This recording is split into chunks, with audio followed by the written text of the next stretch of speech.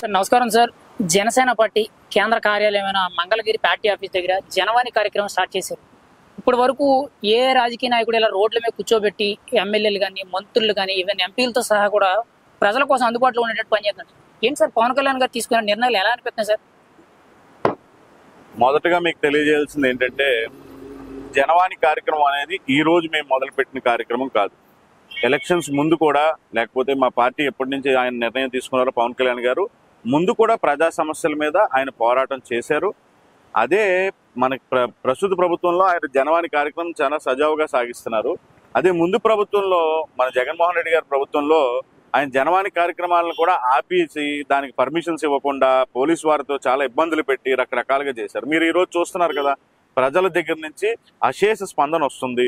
ప్రజల సమస్యలన్నీ కూడా తీసుకొచ్చి ఇక్కడ అర్జీలుగా వారు ఎవరైతే ఎమ్మెల్యేలని మన పవన్ కళ్యాణ్ గారు నియమించారో ఆయన ప్రజలకి ఎమ్మెల్యేలకి కూడా అనుసంధానంగా ముందు ఈ ప్రజావాణి కార్యక్రమాన్ని ఎప్పటి నుంచో నడుపుతున్నారు. అదేవిధంగా ఈరోజు చాలా అంటే మీకు చూస్తుంటే ఏ సమస్య అయినా, చిన్న సమస్యలైనా సరే అక్కడ ముందున్న ప్రభుత్వంలో తీరక ఈరోజు ప్రజలందరూ కూడా ఇక్కడికి వచ్చి పవన్ కళ్యాణ్ గారి దగ్గరికి వెళ్తే 100% ఆ సమస్య క్లియర్ అవుతుందని ఆయన అందరూ గ్రహించారు. కాబట్టి వారు పవన్ కళ్యాణ్ గారికి ఉన్న ఓపికని అందరూ ఈ రోజు గ్రహించారు. ఆయన ఈ రోజు డిప్యూటీ సీఎం గా కూర్చున్నా కూడా ఆయన రీతిలో, ఆయన తరహాలో ఆయన పని ఆయన చేసుకుంటూ కూడా తను గెలిపించుకున్న ఎమ్మెల్యేలను కూడా ప్రజలకి అందుబాటులో ఉంచాలనే మంచి ఉద్దేశంతో ఈ రోజు ఈ ప్రజావాణి కార్యక్రమం Janasena party Mangalagiri party office బయట నియమించడం జరిగింది. సార్ ఇప్పుడు చూసుకుంటే ఇలా ఎమ్మెల్యేని మామూలుగా మన సాధారణంగా ఏదైనా సమస్య ఉంది కలవాలంటేనే చాలా కష్టపడారు. కానీ ఇక్కడ నేరుగా రోడ్డు మీద కూర్చొని మరీ పనిచేస్తున్నారు. పైగా పవన్ కళ్యాణ్ గారు కూడా తన నాయకులు ఎటువంటి అవినీతి చేసినా వదులుకోవడానికి నేను సిద్ధమని చెప్పి ఓపెన్ స్టేట్మెంట్స్ ఇచ్చి ఈవెన్ పబ్లిక్ గా చెప్తున్నారు. సార్ ఏంటి సార్ అంత నీతి నిజాయితీతో పవన్ కళ్యాణ్ గారు రాజకీయాలు చేయడం గట్స్ ఎలా అనిపిస్తుంది సార్? పవర్ పాలిటిక్స్ అనేవి పవన్ కళ్యాణ్ గారు అనే విషయాన్ని అంటే నేను ఓపెన్ గా ఒకటి చెప్పగలుగుతామండి. ఇది ఎప్పటి నుంచో మేము చెప్పుకుంటున్నాం. గత 10 సంవత్సరాలుగా మేము జనసేన పార్టీలో ప్రయాణిస్తున్నాం. ఫస్ట్ థింగ్ ఏంటంటే, మా నాయకుడు అవినీతి లేని రాజకీయ నాయకుడు అని మేము గుండెల మీద చేసుకుని ఆ రోజు నుంచి ఈ రోజు దాకా ఇదే విషయం మేము చెప్పుకుంటా వస్తున్నాం. ఈ రోజు ఒకటి మీరు గమనించాల్సింది ఏంటంటే, ఎమ్మెల్యే అనే వ్యక్తి ప్రజలకి సేవ చేయడానికి ఎమ్మెల్యే, ప్రజలు నామినేట్ చేస్తే ఎమ్మెల్యే అయ్యారు తప్పించి సొంతంగా ఎవరు నామినేట్ చేసి ఒక ఏదో హై పవర్ నామినేట్ చేస్తే ఎమ్మెల్యే అవ్వలేదు. ప్రజలు ఓట్లచే ఎమ్మెల్యే అయ్యారు. కాబట్టి ప్రజల సమస్యల మీద 100% స్పందించాల్సిన అవసరం ఎమ్మెల్యేలకు ఉంది. కాబట్టి అది మన జనరల్ గా మన కాన్స్టిట్యూషన్ లో కూడా రాసి ఉందండి. దాన్ని మళ్ళీ ఒక్కసారి అందరికీ పరిచయం చేసి గుర్తు చేసి పవన్ కళ్యాణ్ గారు ప్రజావాణి కార్యక్రమం పెట్టి ప్రజలకి ఎమ్మెల్యే అనేవాడు ఎలా అందుబాటులో ఉండాలి అనేది మళ్ళీ ఒకసారి రోడ్డు మీద తీసుకొచ్చి చూపిస్తున్నారు. అంతే. ఇదేం కొత్త విషయం కాదు. మన కాన్స్టిట్యూషన్ లో ఆల్రెడీ రాసి ఉంది. దాన్నే ఆయన నిబద్ధతతో బాబు నాతో పాటు మీరు కూడా 100% దీన్ని ఫాలో అవ్వాల్సిందే అని చెప్పి ఆయన ఈ రోజు ఈ కార్యక్రమం నిర్వహించారు. సార్ ఇప్పుడు చూసుకుంటే ఇక్కడ పవన్ కళ్యాణ్ గారు ఎలక్షన్స్ ముందు మనం ఎక్కడ ఎన్నికల మీటింగ్స్ లో కానీ ఎక్కడ చూసుకున్నా కానీ పవన్ కళ్యాణ్ గారు మాట్లాడితే మనకు ఒక గూస్ బంప్స్ వచ్చేసి అంటే అంత హైప్ ఉండేటట్టు. కానీ ఇప్పుడు చూసుకుంటే ఆయన ఒక ఋషిలాగా కొన్నిసార్లు ఈ మాలలు ధరించి ఆయన ఏవైతే పూజా కార్యక్రమాలు అవి చేసుకుంటూ కూడా చాలా ఉన్నతంగా, హుందాగా, చాలా కూల్ అండ్ కామ్ గా రాజకీయం చేస్తున్నారు. ఎక్కడ కూడా ఒక మాట తప్పు పడకుండా ఎవరిని కూడా ఇబ్బంది పెట్టద్దని ఆయన ఓపెన్ స్టేట్మెంట్స్ ఇస్తూ తన పని ఏదైతే అదే చేసుకుంటూ పోతున్నాడు. సార్ కక్ష సాధింపులు కానీ అంటే వైఎస్ఆర్సీపీ పార్టీ లాగే ఎప్పుడు కూడా రూలింగ్ చేస్తారు. ఏంటంటే సార్ అంత చేంజ్ ఏంటంటారు? ఒకటే విషయం అండి, ప్రజలకి ఏ రోజైతే ఇబ్బంది వచ్చిందో ఆ రోజు మనకి తెలిసిన చెగువీర గారి దగ్గర నుంచి ఈ రోజు మనకి విజయవాడలో ఉన్న పొచ్చలపల్లి సుందరయ్య గారి వరకు కూడా పోరాట యోధులుగానే మనకి తెలుసు. అదే విధంగా ఆయన గత 10 సంవత్సరాలుగా కాదు, గత 15 సంవత్సరాలుగా పోరాటం చేస్తున్నాను. 2007లో కామన్ మ్యాన్ ప్రొటెక్షన్ ఫోర్స్ అని పెట్టి ఆ రోజు నుంచి కూడా ఆయన పోరాట దిశగానే ప్రజలకి సేవ చేయాలనే ఆలోచనతో ముందుకొచ్చారు. ఆయన ఎప్పుడైనా ఒకటి గుర్తుపెట్టుకోండి, ఒక నాయకుడు అన్న తర్వాత అటు పోరాటం చేయగలిగే శక్తి ఉండాలి. ఏ రోజైతే ఆ టైం వచ్చిందో, అవసరమైతే ఆ రోజు మీరు అంటున్న ఋషిగా మారిపోయే మా మనసు కూడా ఉండాలి. ఆయనకి అన్ని రకాలుగా, అన్ని విధాలుగా ఆయనకి ఆ శక్తి ఉంది. కాబట్టి ఈ రోజు ప్రజలుగా ఆయనకి ఇంత మ్యాండేట్ ఇచ్చి ఈ రోజు డిప్యూటీ సీఎం కుర్చీలో కూర్చోబెట్టడం జరిగింది. దాన్ని మళ్ళీ మనం కొత్తగా మాట్లాడుకోవాల్సిన పని లేదు. పవన్ కళ్యాణ్ గారు అంటే ఆయన ఏమైనా చేయగలుగుతారు. ఆ దిశగా ఆయన ముందుకెళ్లారు. ఓన్లీ ప్రజలకి సేవ చేసే విషయంలో అవసరమైతే ఆయన రాముడు అవుతారు, అవసరమైతే ఇంకేమైనా ఆయన అవ్వగలుగుతారు. ఏ అవతారమైనా ఆయన ఎత్తగలుగుతారు. సార్ ఇప్పుడు చూసుకుంటే 10 ఏళ్ల పాటు ఆయనకి ఏ పదవి లేదండి. అంటే జనసేన ప్రస్థానం మొదలయ్యి 10 ఏళ్లు దాటింది. ఈ 10 ఏళ్లలో కూడా ఆయన ఒక పంచాయతీ ప్రెసిడెంట్ కదా, ఒక ఎమ్మెల్సీ కదా, ఒక నామినేటెడ్ పోస్ట్, ఎనీ పోస్ట్ అసలు ఎప్పుడు కూడా ఆయన పదవి అంటే ఆశపడలేదు. ఏదైనా సరే స్వచ్ఛందంగానే రావాలన్నట్టు 10 ఏళ్ళు వెయిట్ చేశారు. ఇప్పుడు వరకు ఈయనంత ఓపికతో వెయిట్ చేసిన నాయకుడు కూడా మనం ఎక్కడా చూడలేదు దేశవ్యాప్తంగా. కానీ ఈ రోజు చూసుకుంటే రాష్ట్ర రాజకీయాలు కదా, దేశ రాజకీయాల్లో కూడా శాసించేంత స్థాయికి ఈవెన్ మోడీ గారు 3వ సారి ప్రధానమంత్రి అయ్యారంటే ఈయన ఫ్యాక్టరీ పనిచేసిందని చెప్తున్నారు సార్. ఏంటి సార్ అంత నీతి నిజాయితీతో పాలిటిక్స్ అయితే ఖచ్చితంగా నిలబడతారనడానికి నిదర్శనం అని చెప్పుకోవచ్చు అంటారా? 100% మీ చెప్పుకోవచ్చు అంటారా అని మీరు అడగక్కర్లేదండి. ఆల్రెడీ ప్రజలు చెప్పేశారు. వారికి ఆల్రెడీ ప్రజలు మ్యాండేట్ ఇచ్చారు. అదే విషయం మీద ఆయనకున్న ఓపిక, నిబద్ధత, ఆయనకున్న అంటే మీరు ఆయన ఉన్న తేజస్సు ఇవన్నీ కూడా మీరు ఆల్రెడీ ప్రజలు గమనించారు కాబట్టి ఈ రోజు ఆయనకు ఆ మ్యాండేట్ ఇచ్చారు. ఇంకొకటి ఏంటంటే ఎప్పుడైనా ఒకటి గుర్తుంచుకోండి, ఎప్పుడు నాయకుడు అనేవాడు రోడ్డు మీదకి వచ్చిన తర్వాత నానా రకాలుగా మాట్లాడుతూ ఉంటారు. అవన్నీ కూడా అంత పెద్ద స్థాయిలో ఉండి కూడా ఆయన అవన్నీ మాటలన్నీ పడి కూడా ఎందుకు వెయిట్ చేశారంటే ఓన్లీ ఆయన అనుకున్నది ఏంటంటే ఆంధ్ర రాష్ట్రానికి నేను సేవ చేయాలి, ఆంధ్రప్రదేశ్, తెలంగాణ, తెలుగు ప్రజలకు నేను సేవ చేయాలి అని అనుకున్నాడు. ఆయన మొదలయ్యాడు. ఈ రోజు ఆయన మీరు అంటున్నట్టుగా కేంద్ర ప్రభుత్వం దృష్టిలో కూడా ఆయన కీ రోల్ గా ఎందుకు ఉన్నారు అంటే ఆయన ఓపిక, ఆయన ఉన్న నిబద్ధతే ఆయన అలా తీసుకెళ్లిందని మేమందరం కూడా మేము నమ్ముతున్నాం, విశ్వసిస్తున్నాం. ప్రజలు కూడా దీన్నే విశ్వసిస్తున్నారు, నమ్ముతున్నారు. జగన్మోహన్ రెడ్డి మనం చూసుకుంటే గతంలో ఎలక్షన్స్ ముందు పవన్ కళ్యాణ్ గారు చాలా మాట్లాడారు.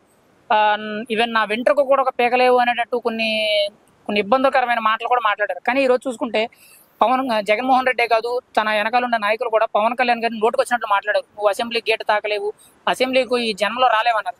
మరి ఈ రోజు వీళ్ళందరూ కూడా ఏమైపోయారు అంటారు ఈయన పాలిటిక్స్ దెబ్బ? ఏమండి మీకు ఒకటి చెప్తున్నాను, ఆయన అంటే జగన్మోహన్ రెడ్డిని ఆనాడే ప్రజలు రావణాసురుడితో పోల్చారు. అది అందరికీ తెలిసిన విషయమే. ఆయన ప్రజలకు సేవ చేసే విషయం పక్కన పెట్టి ముందు కేవలం ఆయన సొంత ఈగోని కవర్ చేసుకోవడానికి ఎన్నో పనులు చేశాడు. ఎంతో మందిని పొట్టన పెట్టుకున్నాడు, ఎంతో మంది జీవితాలను కాలు రాశాడు. ఇది అందరికీ తెలిసిన విషయమే. ఎంతో మంది గవర్నమెంట్ అఫీషియల్స్ కూడా చాలా ఇబ్బందికరమైన పరిస్థితుల్లోకి నెట్టేశాడు. ప్రజలకి కనీసం సేవ కూడా చేయలేదు. ఇది అందరికీ తెలిసిన విషయం. మళ్ళీ మనం చెప్పుకోవాల్సిన అవసరం లేదు. దానికి ప్రతిస్పందనగా పవన్ కళ్యాణ్ గారు ఎప్పుడో ఏనాడో చెప్పారు, జగన్ నిన్ను మోకాళ్ళ మీద కూర్చోబెడతానని చెప్పాడు, నీ పాత పరిస్థితి నిన్ను పంపిస్తానని చెప్పారు. అదే విధంగా ఈ రోజు కనీసం ప్రతిపక్ష హోదా కూడా లేకుండా 11 సీట్లు ఇచ్చి పక్కన కూర్చోబెట్టారు. ఇంక మేమేం చెప్పాలి చెప్పండి, మీరు ఇంకేం చెప్పమంటారు? అది సరిపోదు ఆయనకి? ఇంకేమైనా కొత్తగా కావాలా? మేము కొత్తగా నేర్పించాలా ఏంటి? ఆల్రెడీ ప్రజలు ఆయన అనుకున్న ప్రజలే. ఆ ప్రజల ఆగ్రహం ఎలా ఉంటుందో ఆయన స్వతహాగా చూశాడు. పవన్ కళ్యాణ్ గారు దానికి ప్రజలకి కనువిప్పు కలిగించే విధంగా మా పోరాటం మేము చేసాం. ఆ పోరాటం ఫలించింది. జగన్మోహన్ రెడ్డిని తీసుకెళ్లి ఇంట్లో కూర్చోబెట్టారు. ఇంకా మళ్ళీ దానికోసం కొత్తగా ఈ రోజు మళ్ళీ మాట్లాడుకోవాల్సిన పని లేదు. జగన్మోహన్ రెడ్డి గారు చేసే దాష్టికాన్ని ఆపడానికే ఒక దేవుడిలాగా పవన్ కళ్యాణ్ గారు అవతరించారు అనేది ఆంధ్రప్రదేశ్ రాష్ట్రంలో అందరికీ తెలిసిన విషయమే. సార్ ఇప్పుడు జగన్మోహన్ రెడ్డి 2019లో గెలిచినప్పుడు ఇప్పుడు వరకు ఏ రాజకీయ పార్టీకి వెళ్ళనంత మెజారిటీతో ఆయన వన్ సైడ్ గా గెలిచారు. ఇప్పుడు ఓటమి కూడా అంతే దారుణంగా, అంతకంటే హీనంగా అయిపోయింది. ఏంటి సార్ అసలు ఈ ఇంత రాజకీయం తిరగబడిపోవడానికి కారణం ఏంటి? జగన్మోహన్ రెడ్డి ఇంత దారుణంగా ఓడిపోవడానికి కారణం ఏదైతే అనుకుంటారు సార్ మీరైతే? సార్ ఎవరైనా ఒకటి గుర్తుపెట్టుకోండి సార్, పెరుగుట వెరుగుట కొరకే అనేది ఒక సామెత ఉంది. పెద్దలు మనకు చెప్పారు. మనం ఎంత పెరుగుతామో అంత మనం తగ్గి ఉంటే మనం అంతకాలం అంటే ఒక డ్యూరబిలిటీ ఉంటుంది మనకి. ఎవరికైనా ఏదైనా ఏ పరిస్థితుల్లోనైనా మనం చేసే ఏ విషయంలోనైనా మన అనవసరమైన హంగులకి ఆర్భాటాలకి పోయి మనం చేయాల్సిన పనిని చేయకపోతే ఎవరికైనా అదే పరిస్థితి, అదే దుస్థితి పడుతుంది. అది జనరల్ గా నార్మల్ ఒక కామన్ మ్యాన్ లైఫ్ లో కూడా అదే జరుగుతుంది. ఆడి ఎంత పెద్దవాడైనా సరే ప్రజల చేతిలో చిత్తవక తప్పదు, మనం తిన్నగా వెళ్ళకపోతే ప్రజల చేతిలో చిత్తవక తప్పదు అనే విషయాన్ని ప్రజలు తెలిపారు. ఓటుకున్న శక్తిని ప్రజలు ఈ రోజు గ్రహించారు. ఆ ఓటుకున్న శక్తిని జగన్మోహన్ రెడ్డిని కాలు రాయడానికి ఎలా వాడారో మీరు అందరూ చూశారు. సార్ ఇప్పుడు చూసుకుంటే జగన్మోహన్ రెడ్డి 5 ఏళ్ల పరిపాలనలో అంత అవినీతి, భూ కబ్జాలు, దౌర్జన్యాలు, దోపిడీలు, ఈవెన్ ప్రజాధనాన్ని కూడా దుర్వినియోగం చేస్తూ మనం కూడా కొన్ని స్టేట్మెంట్స్ వస్తుంది. ఎలకలు పట్టడానికి 1,40,00,000 నెలకి జగన్మోహన్ రెడ్డి తినే స్నాక్స్ 3 కోట్ల రూపాయలు. ఏంటి సార్ ఇంత దారుణంగా పరిపాలన చేయడం ఏంటంటారు? అంతంత డబ్బు నిజంగానే ఖర్చు అవుతుంటారా ఒక ప్రతినిధికి? ఏమండి మీరు అదే చెప్తున్నాను. మీరు ఒక నిజంగా ప్రజలకు సేవ చేయడానికి వచ్చిన నాయకుడికి అయితే అంత ఖర్చులు అయ్యి ఉండవండి. కాకపోతే జనరల్ గా అంటే అవినీతి కుంభకోణాలు, అవినీతిని బుక్ చేయడం అలవాటు అయిపోతే అదే పరిస్థితి అవుతుంది. మీరు విశాఖపట్నం రుషికొండలో ఆయన ఒక కోట కట్టుకున్నాడు, అది ప్రభుత్వ సొమ్మే. లేకపోతే అక్కడి నుంచి మీరు ఏ విషయమైనా చూసుకోండి, ఎక్కడా కూడా శంకుస్థాపనలే తప్పించి దాన్ని క్రమబద్ధీకరించి ముందుకు తీసుకెళ్లి ఎవరిని కూడా బాగుపరిచిన దాఖలాలు లేవు. ఈ రోజు అదే పార్టీలో ఉన్న నాయకులు రోడ్డు మీద కూర్చొని ఏడ్చే పరిస్థితి ఉంది. అది మీరు అందరూ చూస్తున్నారు. ఎవరు కూడా వాళ్ళని స్వీకరించే పరిస్థితిలో లేరు. అయినా కూడా ఎవరైతే ముందు ప్రభుత్వంలో ప్రజలచే నిజంగా గుర్తింపబడిన వ్యక్తులు ఉన్నారో వాళ్ళందరినీ కూడా పవన్ కళ్యాణ్ గారు మాట్లాడుతున్నారు. ఎవరైతే మంచిగా ఉన్నారో, మంచిగా ఎవరైతే వ్యవహరించారో, నిజంగా ప్రజలకు ఎవరైతే సేవ చేయాలనుకున్నారో వాళ్ళందరినీ కూడా తీసుకొచ్చే పరిస్థితిలోనే కనిపిస్తుంది. మీరు అది రానున్న కాలంలో చూస్తారు. సార్, ఇప్పుడు జగన్మోహన్ రెడ్డి మొన్న ధర్నా చేస్తూ రాష్ట్రం రావణకాండం అయిపోతుంది, నేను పరిపాలించాను, రామరాజ్యాలను పరిపాలించాను, కూటమి ప్రభుత్వం వచ్చి 36 మంది హత్యలు చేసి రాష్ట్రాన్ని చాలా ఇబ్బందులకు గురి చేస్తుంది, రాష్ట్రపతి పాలన పెట్టాలంటారు. నిజమేనంటారా? ఈ ఢిల్లీ వెళ్ళి కూడా ధర్నా చేశారు. ఏమంటే రాష్ట్రపతి పాలన పెట్టుకోకుండానే పరదాలు కట్టుకొని తిరిగిన వ్యక్తి జగన్మోహన్ రెడ్డి. మళ్ళీ మీకు దాన్ని మళ్ళీ రాష్ట్రం రావణ కాష్టంగా మారిపోతుందన్న వ్యక్తి ఆ రోజు పరదాలు కట్టుకొని ఎందుకు తిరగాల్సి వచ్చిందో ఈ రోజు ఆయన చెప్తే ఆ పరిస్థితిని మేము ఈ రోజు మేమే మళ్ళీ ఆన్సర్ చేస్తాం. దానికి ఆన్సర్ చేయాల్సిన పని కూడా లేదండి. అంటే 36 మంది చనిపోయారు, వైఎస్ఆర్సీపీ నాయకులు చంపేస్తున్నారు, టీడీపీ కార్యకర్తలు కానీ జనసేన కార్యకర్తలు అని చెప్పి ఓపెన్ గా ప్రెస్ ముందు చెప్తున్నారు సార్. అంటే అంత దారుణంగా ఉందంటారా? ఏమంటే సుధాకర్ అనే డాక్టర్ ని రోడ్డు మీద సుధాకర్ అనే ఒక డాక్టర్ గారు ఆ రోజు కరోనాలో కోవిడ్ లో ఒక మాస్కులు లేవని అడిగినందుకు గాను రోడ్డు మీదకి తీసుకొచ్చి చంపేశారండి ఆయన్ని. మీకు గమనించారా? అది మర్చిపోయారా? ప్రజలు మర్చిపోలేదు. అది మర్చిపోయారా? ఎంతమందిని మీరు పెట్టుకున్నారు? ఈ మందు బాగాలేదని ఎవరో కుర్రోడు నార్మల్ గా మందు తాగేసిన మత్తులో ఏదో మాట్లాడితే ఆ మాట్లాడిన దానికి ఆయన చంపేశారండి. ఎవరో ఎమ్మెల్యే అర్జీలు అనంతబాబు అనే ఎమ్మెల్సీ సొంత రోజు ఆయన పక్కన ప్రయాణించే డ్రైవర్ ని, ఆయన సురక్షితంగా ఇక్కడికి చేర్చే డ్రైవర్ ని చంపేసి ఇంటికి తీసుకెళ్లి పార్సల్ అప్పచెప్తే ఈ రోజు దానికి దిక్కు లేదు. మళ్ళీ ఈయన కొత్తగా మాట్లాడడం ఏంటంటే రావణ కాష్టం కోసం. ఆయనకు అసలు హక్కే లేదు. రావణ కాష్టం అయిపోతుంది అనే మాట మాట్లాడడానికి కూడా హక్కు లేదు. ఇప్పుడు ఎలక్షన్ లో గెలిచిన కాడి నుంచి జగన్మోహన్ రెడ్డి గారు బెంగళూరు ప్యాలెస్ కి, తాడేపల్లి ప్యాలెస్ కి తిరుగుతున్నారు తప్పితే ప్రజల సమస్యల మీద ఏమైనా పోరాడినట్టు అనిపించింది ఈ 2 నెలల్లో ఎక్కడైనా? అంటే కూటమి ప్రభుత్వం మీద చాలా ఆరోపణలు చేస్తున్నారు. ఆ ప్యాలెస్ కి ఈ ప్యాలెస్ కి తిరగడమే సరిపోతుంది. ఏంటి సార్ ఇంకా ప్రజల సమస్యల మీద పోరాడే యోచన ఏమైనా ఉందంటారా? ఏమండి, అరిగిపోయిన రికార్డ్ లాగా కూటమి ప్రభుత్వాన్ని దూషించడం జగన్మోహన్ రెడ్డికి అలవాటుగా మారింది. ఈ రోజు జగన్మోహన్ రెడ్డి గారికి ఉన్న శక్తి, ఆ రోజు జగన్మోహన్ రెడ్డి గారికి ఉన్న శక్తి ఒకసారి ఆయన ఎక్స్పెక్ట్ చేయలేని ఒక రిజల్ట్ ని చూసాడు కాబట్టి బేసికల్లీ ఆయన మైండ్ లో కొంచెం చిప్పు పాడైపోయి ఆయన అలా ప్రవర్తిస్తున్నాడు. అలా ప్రవర్తించిన మాత్రాన ప్రజలు మళ్ళీ ఆయన్ని ఆశీర్వదించరు, ప్రజలు మళ్ళీ స్వీకరించరు. దాంట్లో ఎటువంటి మార్పు లేదు. ఈ రోజు కూటమి ప్రభుత్వం చేస్తున్న ఇంత దాష్టికం అయిపోయిన తర్వాత కూడా కూటమి ప్రభుత్వం ఇంత సస్యశ్యామలంగా రాష్ట్రాన్ని పాలిస్తుంది అంటే ఆల్రెడీ ప్రజలందరికీ తెలుసు. ఇంకోటి కూడా చెప్తున్నానండి, ప్రకృతి కూడా ఆశీర్వదించింది. మీరు కృష్ణానది ఎలా ప్రవహిస్తుంది ఈరోజు చూడండి, అది ప్రకృతి ఆశీర్వాదం. జగన్మోహన్ రెడ్డి ఉన్న పరిస్థితుల్లో అలా ప్రవహించిందా? లేదు కదా. అంటే ఈ రోజు ప్రకృతి కూడా సస్యశ్యామలమే ఆశీర్వదించి అందరినీ ముందుకు మంచిగా వెళ్ళాలనే కోరికతో కూటమి ప్రభుత్వం వెళ్తుంది. ఎన్డీఏ కూటమి ప్రభుత్వం వెళ్తాది కూడా 100%. ఈ అర్జీల స్వీకరణ దగ్గర నుంచి ఉన్న సమస్యల మీద అన్నిటిని కూడా తీసుకెళ్లి పవన్ కళ్యాణ్ గారు మొన్న 15,000 కోట్ల నుంచి కొంత ఇంకా వేరే డివిజన్స్ కూడా కొంత అమౌంట్ తీసుకురావడం జరిగింది. ఈ అన్ని విషయాలు మీకు తెలిసినవే, మేము మళ్ళీ కొత్తగా చెప్పక్కర్లేదు. మనం ఇంట్లో ఇబ్బందికరమైన పరిస్థితి వచ్చినప్పుడు మనం ఉన్న తక్కువ డబ్బులతో ఎలా అయితే సర్దుకొని ముందుకెళ్తామో అలాగే వెళ్తాం. అక్కడ అమరావతిలో కూడా పనులు స్టార్ట్ అయ్యాయి. క్యాపిటల్ సిటీ మనకు స్టార్ట్ అవుతుంది. దానికి తగ్గిన విషయాలన్నీ కూడా ఆల్రెడీ చర్చలు జరుగుతున్నాయి. అన్నీ కూడా over a period of time బాగుపడతాయి. ఎందుకంటే ఆల్రెడీ 5 సంవత్సరాలు రాష్ట్రాన్ని మొత్తం రూపుమాపేసి నేలకు తీసుకొచ్చేసిన జగన్మోహన్ రెడ్డి ప్రభుత్వాన్ని మనం మళ్ళీ దాని గురించి మాట్లాడుకోకుండా ఎవరు మీరు స్పందించట్లేదు కూడా గమనించాలి. మా నాయకులు ఎవరు కూడా దాని గురించి స్పందించట్లేదు. ఎందుకంటే అందరికీ కూడా పని ఎలా చేసుకోవాలి, మీ పనిని సక్రమంగా ఎలా నిర్వర్తించుకోవాలనే విషయం మీద పవన్ కళ్యాణ్ గారు ఆల్రెడీ నిర్దేశించడం జరిగింది. అదే పనిలో నాయకులందరూ ఉన్నారు.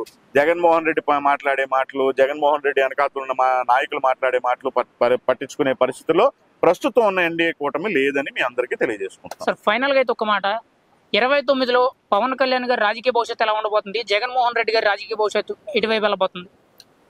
మీరు జగన్మోహన్ రెడ్డి గారి రాజకీయ భవిష్యత్తు 25 ఏళ్ళు నేను ఉండిపోతున్నా, 30 ఏళ్ళు నేనే సీఎంగా ఉంటా, మా నాన్నగారి ఫోటో ఎలా గోడ మీద పెట్టుకున్నారో నాది కూడా అలాగే పెట్టుకుంటారు మీరు అని చెప్పి ఆయన మొన్న రాష్ట్ర గవర్నమెంట్ లో ఆయన గద్దెక్కాడు. 5 సంవత్సరాలు అవ్వకముందే ఆయన దించేశారు ప్రజలు. మేమేం దించలేదు అనుకుందాం పోనీ.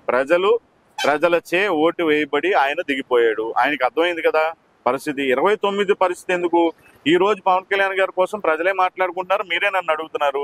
ఇంత సౌమ్యుడైపోయి, ఇంత ఋషిలా మారిపోయి, మొత్తం అర్జీలు స్వీకరించి ఆయన ప్రజల సమస్యల మీద పోరాటం చేస్తున్నారు. ఇదే పోరాటం ఇలాగే కొనసాగుతుంది. పవన్ కళ్యాణ్ గారు అయితే వెనకడుగేయరు. ఇలాగే పోరాడితే 100% ప్రజల దృష్టిలో మేము ఎలా వెళ్తామో 29లో మీరే చూస్తారు. అంటే 29లో పవన్ కళ్యాణ్ గారు ఏ స్థాయిలో ఉండొచ్చు, జగన్మోహన్ రెడ్డి ఏ స్థాయిలో ఉండొచ్చు అని ఏమండి, ఎవరి స్థాయిలు ఉండవండి. జగన్మోహన్ రెడ్డి గారు ఆ రోజుకి పోరాటం చేసేటనుకోండి వస్తాడు, లేకపోతే 100% ఎన్డీఏ కూటమి నెక్స్ట్ రాబోయే ఒక 20 సంవత్సరాలు కూడా ఎన్డీఏ కూటమే ఉంటది. ప్రజల సంక్షేమం కోసం పోరాడే ప్రభుత్వమే ఉంటది. Right sir, thank you.